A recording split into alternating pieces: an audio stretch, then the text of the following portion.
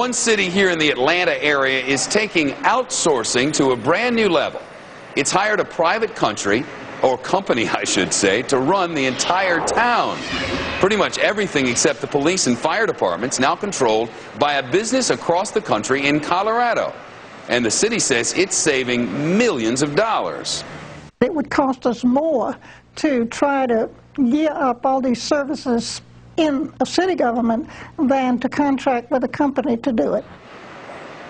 So what about it? Outsourcing government services to the private industry. Should more cities do the same? Coming up, Eric Lilligren reports, You Decide, as Fox reports live from Atlanta, celebrating Fox News Channel's 10th anniversary and thanking America for making us America's most watched. Well, lots of companies outsource jobs, of course, and now one city here in Georgia is doing the same.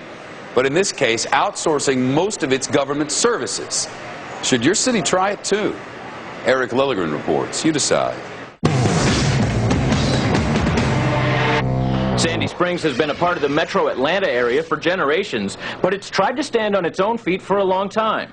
Now it's finally an incorporated city with an unprecedented opportunity, building a municipality from scratch with private business running almost all of its public works. How are you? Eva Galambos led the charge for change, and now as mayor, she's one of only 4 city employees governing 87,000 residents, with the help of the most comprehensive public-private partnership in America today. Planning, zoning, code enforcement, building permits. And except for policing and fire protection, everything from traffic signals to potholes and paving is managed by a multinational corporation.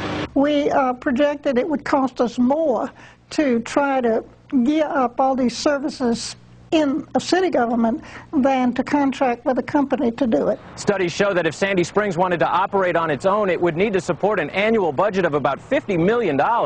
Its corporate partner is doing the job for about $30 million and says the savings is being passed on to the citizens, or as it calls them, the customers. The bottom line is, as long as people can see value, as long as they get good service, it's cost-effective and efficient, it's a good model. Critics have argued that a company out to make a profit might not be motivated by a community's best interests, but 10 months into the agreement, the city maintains the open market best supports the demand for superior service. Is we have that responsiveness, and ultimately you have the greatest incentive, which is the incentive by the private sector company to produce so that they can get a contract renewal at the end of each year.